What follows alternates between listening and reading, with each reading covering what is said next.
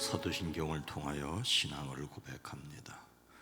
전능하사 천지를 만드신 하나님 아버지를 내가 믿사오며 그 외아들 우리 주 예수 그리스도를 믿사오니 이는 성령으로 잉태하사 동정녀 마리아에게 나시고 본디오 빌라도에게 고난을 받으사 십자가에 못 박혀 죽으시고 장사한 지 사흘 만에 죽은 자 가운데서 다시 살아나시며 하늘에 오르사 전능하신 하나님 우편에 앉아 계시다가 저리로서 산자와 죽은 자를 심판하러 오시리라.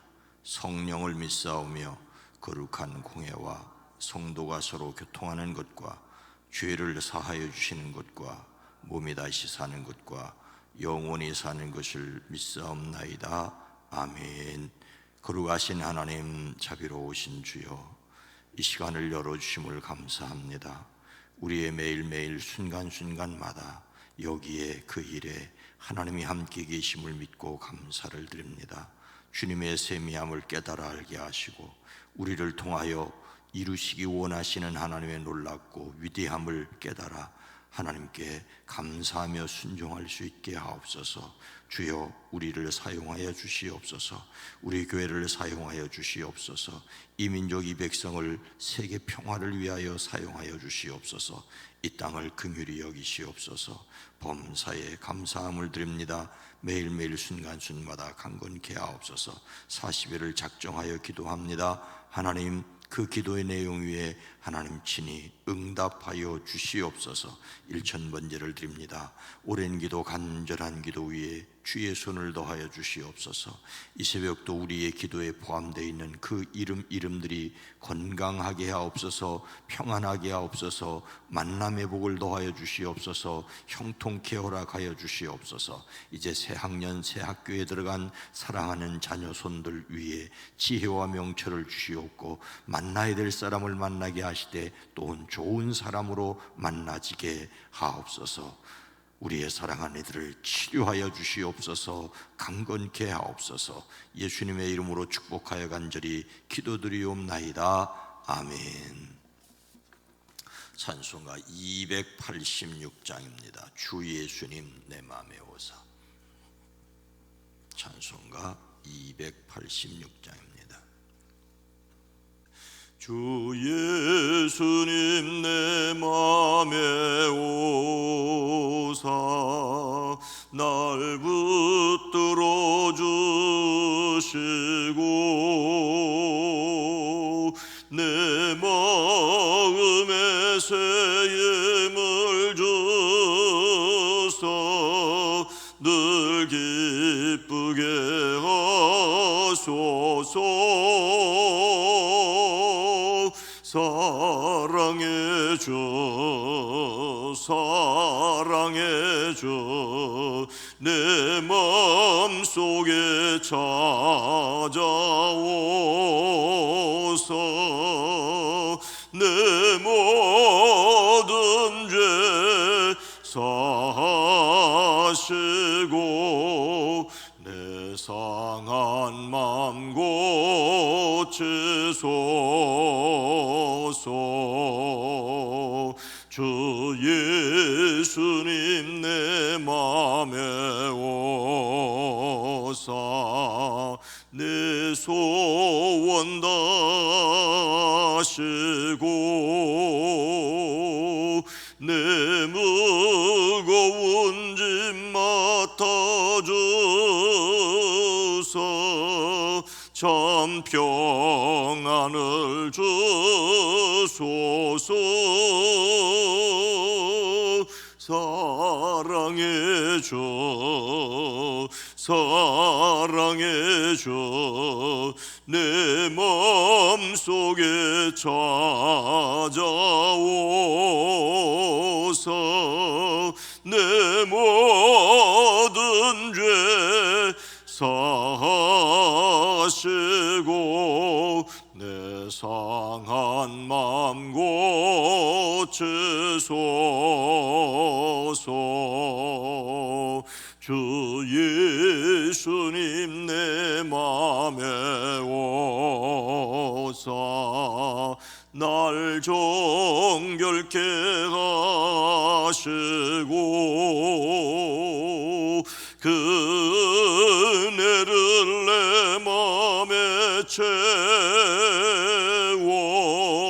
늘 충만케 하소서.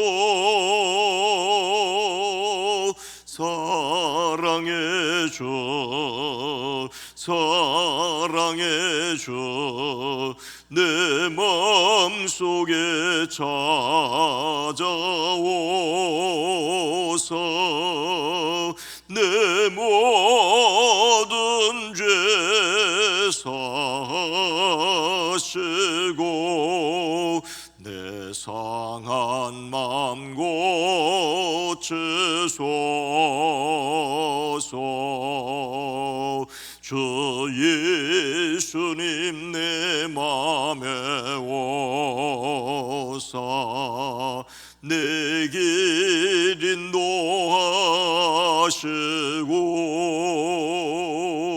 주 성령을 내 맘에 채워 늘 충만케 하소서. 사랑의 주, 사랑의 주, 내 맘속에 찾아오사 내 모든 죄 사시고 내 상한 맘 고치소서.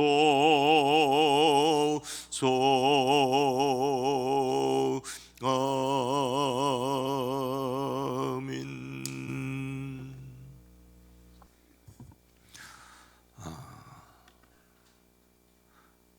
사순절 40일 필사성경 두 번째 날, 육신이 되신 그리스도. 요한복음 1장 14절 말씀을 먼저 읽습니다. 함께 읽습니다. 말씀이 육신이 되어 우리 가운데 거하심에 우리가 그의 영광을 보니 아버지의 독생자의 영광이요 은혜와 진리가 충만하더라. 아멘. 빌립보서 2장 6절로 8절 말씀입니다. 그는 근본 하나님의 본체시나 하나님과 동등됨을 취할 것으로 여기지 아니하시고 오히려 자기를 비워 종의 형체를 가지사 사람들과 같이 되셨고 사람의 모양으로 나타나사 자기를 낮추시고 죽기까지 복종하셨으니 곧 십자가에 죽으심이라. 아멘. 히브리서 2장 9절로 10절입니다. 오직 우리가 천사들보다 잠시 동안 목타게 하심을 입은 자 곧 죽음의 고난 받으심으로 말미암아 영광과 존귀로 관을 쓰신 예수를 보니 이를 행하심은 하나님의 은혜로 말미암아 모든 사람을 위하여 죽음을 맛보려 하심이라. 그러므로 만물이 그를 위하여 또한 그로 말미암은 이가 많은 아들들을 이끌어 영광에 들어가게 하시는 이 일에 그들의 구원의 창시자를 고난을 통하여 온전하게 하심이 합당하도다. 아멘. 우리는 육신이 되신, 사람이 되신 그리스도를 믿습니다. 십자가와 부활을 묵상하시고 여러분이 써보심으로써 더욱 깊이 하나님의 은혜를, 예수 그리스도를 알아가실 수 있기를 바랍니다. 필사성경에서 모든 것을 다 쓰는 것이 아니라 그럼 칸이 좁습니다. 그래서 빨간색만 쓰시면 되겠습니다. 오늘 새벽 성품 큐티 에베소 3장 8절로 12절 말씀입니다. 신약성경 311면입니다. 함께 읽도록 하겠습니다. 모든 시작. 모든 성도 중에 지극히 작은 자보다 더 작은 나에게 이 은혜를 주신 것은 측량할 수 없는 그리스도의 풍성함을 이방인에게 전하게 하시고 영원부터 만물을 창조하신 하나님 속에 감추었던 비밀의 경륜이 어떠한 것을 드러내게 하려 하심이라. 이는 이제 교회로 말미암아 하늘에 있는 통치자들과 권세들에게 하나님의 각종 지혜를 알게 하려 하심이니 곧 영원부터 우리 주 그리스도 예수 안에서 예정하신 뜻대로 하신 것이라. 우리가 그 안에서 그를 믿음으로 말미암아 담대함과 확신을 가지고 하나님께 나아감을 얻느니라. 아멘. 오늘도 예수 그리스도 안에서 담대하시기를 축복합니다. 예수님을 믿는 사람들과는 상관없는 말이겠지만 이런 말이 있다고 합니다. 당신이 시련을 당하고 외로움에 지쳐 점집에 찾아간다고 치자. 점집에 찾아간다고 치자. 그러면 점쟁이가 이렇게 답할 것이라고 합니다. 6개월 안에 연애수가 있겠습니다. 6개월 안에. 왜 하필이면 6개월일까요? 점쟁이가 1년이나 2년처럼 너무 멀게 시간을 잡으면 손님이 절망을 할 테고, 한두 달 뒤로 너무 가깝게 되면 점괘가 안 맞았다고 불평할 것이기 때문이랍니다. 6개월이라고 하는 시간은 손님이 적당히 자기를 추스리고 점괘를 잃어버릴 만큼 시간을 버는 것이기 때문이라고 합니다. 너무 빠르지도 않고 너무도 늦지도 않게 시간을 둘러대는 것이 점쟁이의 기술이라고 합니다. 어떤 건축업자는 점쟁이의 6개월과 비슷한 마법의 시간의 단위로 2개월을 사용한다고 합니다. 집을 짓는데 건축업자는 처음에는 4개월을 약속했지만 그 뒤에 2개월 뒤, 2개월 뒤, 2개월 뒤 해서 4번이나 반복을 하더랍니다. 그렇게 해서 13개월이 훌쩍 지나가게 하더랍니다. 결국 2개월 뒤라는 말은 언제 끝날지 알 수 없다는 뜻이었다고 합니다. 애초 예정한 4개월이 지난 뒤에 계속 2개월 후엔 진짜로 공사가 끝난다고 다짐을 했고 그 2개월이 여러 차례 갱신이 되었다는 말입니다. 어느 정도 지나니 말을 하는 사람도 말을 듣는 사람도 그 말을 믿지 않게 되었다는 것입니다. 점쟁이가 6개월 뒤에라는 말과 건축업자가 2개월 뒤에라는 말은 적당히 핑계를 대면서 시간을 보는 말이라고 어떤 글에서 저자는 말하고 있습니다. 사람은 곤란한 것을 뒤로 미루고 책임져야 할 일을 민기적거립니다. 그런데 예수님을 닮는 성품으로서 담대함은 옳은 일을 위해 당하는 고난이 사랑의 큰 능력을 낳음으로 그 고난을 기쁘게 맞는 것입니다. 이것은 해야 할 말이나 행동이 하나님의 시각에서 참되고 옳고 바른 것임을 확신하는 것에서 시작합니다. 이 확신은 하나님의 능력으로 하나님을 굳게 믿을 때 생겨나는 것이지요. 오늘 말씀에서 사도 바울은 자신을 누구라고 하였습니까? 모든 성도 중에 가장 지극히 작은 자보다 더 작은 나에게 이 은혜를 주신 것은 지극히 작은 자보다 더 작은 나라고 하였습니다. 바울은 자신을 가장 보잘것없는 사람이라고 하였습니다. 지극히 작다는 말도 엄청 작은 것을 가리키는데, 그런데 그 지극히 작은 자보다 더 작은이라고 말하는 것은 가장 작은 자보다 더 작다는 뜻이지요. 이것은 바울이 자신의 겸손을 드러내기 위해 이렇게 한 것이 아니라 자신을 가장 초라한 자로 여겼다는 말이죠. 사도 바울은 디모데전서에서 자신을 죄인 중에 괴수라고 하였습니다. 괴수라는 말은 우두머리지요. 죄인의 우두머리, 죄인의 대장이라고 하였습니다. 그가 이렇게 말할 수밖에 없었던 것은 그가 비방자요, 박해자요, 폭행자였기 때문입니다. 그가 믿지 않을 때 알지 못하고 한 일이고 하나님께서 자비를 베풀어 은혜를 넘치게 부어주셨지만 그것이 그의 과거였다고 하는 것은 분명합니다. 이렇게 바울이 자기 자신의 과거를 솔직히 밝힌 이유가 무엇입니까?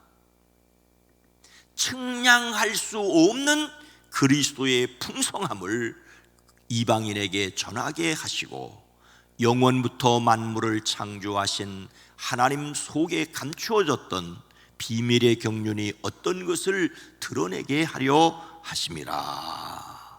그리스도를 전하여 비밀의 경륜을 드러내게 하셨습니다.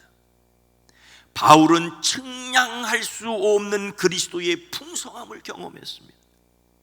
측량할 수 없다는 말은 그 깊이를 헤아릴 수 없다는 말이죠.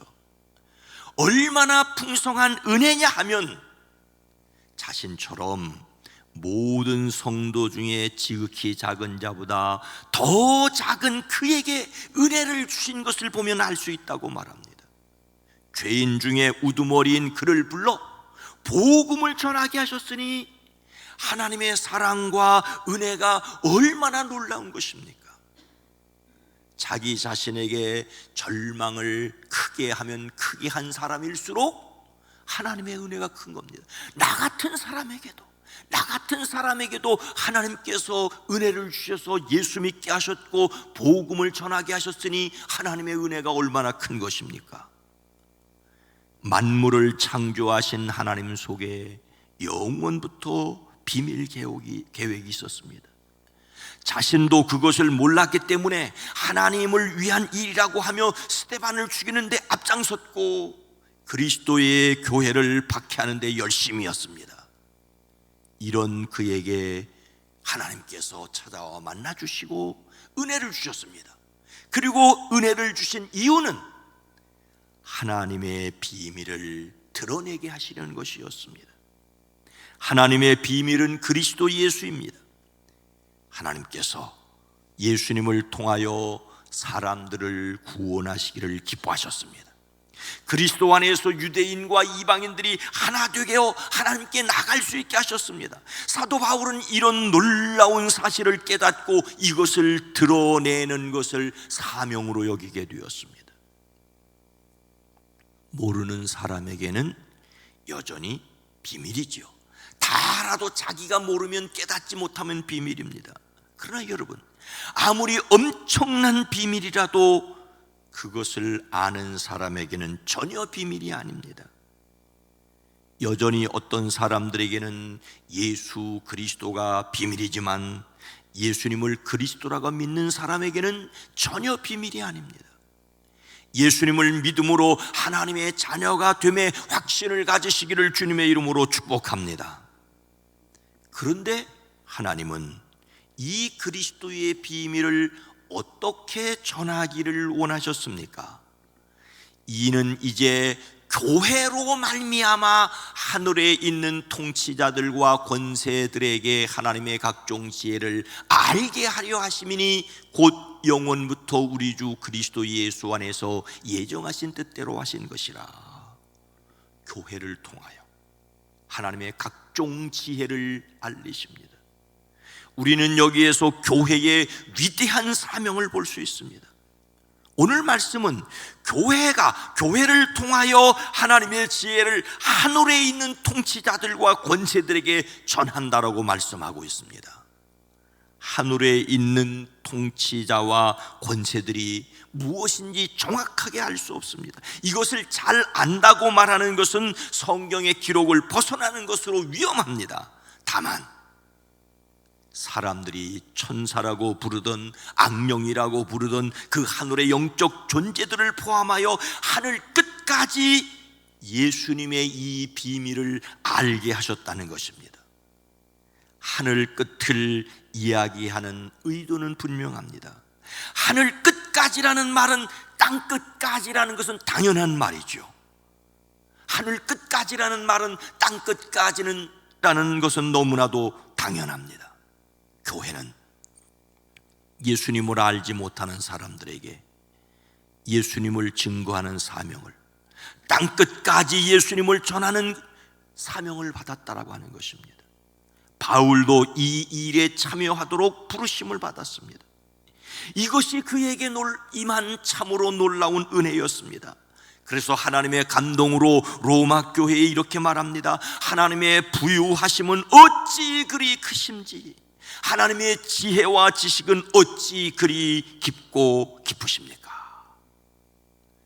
교회의 사명은 이렇게 놀랍습니다.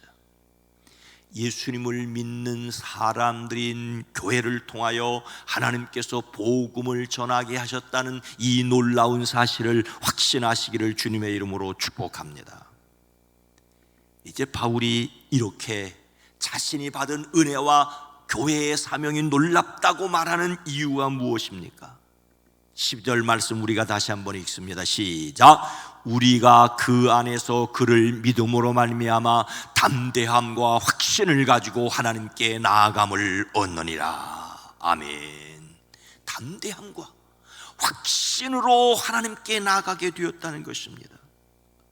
오늘 말씀을 기록한 목적이 여기에 있습니다. 사도 바울이 자신을 지극히 작은 자보다 더 작은 나라고 말하는 이유도, 그런데도 하나님이 담대함과 확신을 가지고 나가게 하셨다는 거예요. 교회가 그리스도를 전하여 비밀의 경륜을 드러내려는 목적도 사람들이 담대함과 확신을 가지고 하나님께 나아가게 하려는 것입니다. 교회를 통하여 하나님의 각종 지혜를 알리는 이유 역시 사람들이 예수님을 믿음으로 담대함과 확신을 가지고 하나님께 나아가게 하려는 것입니다. 죄인들을 불러 담대함과 확신을 가지고 하나님께 나아가게 하시려고 예수님은 십자가를 지고 부활하셨습니다.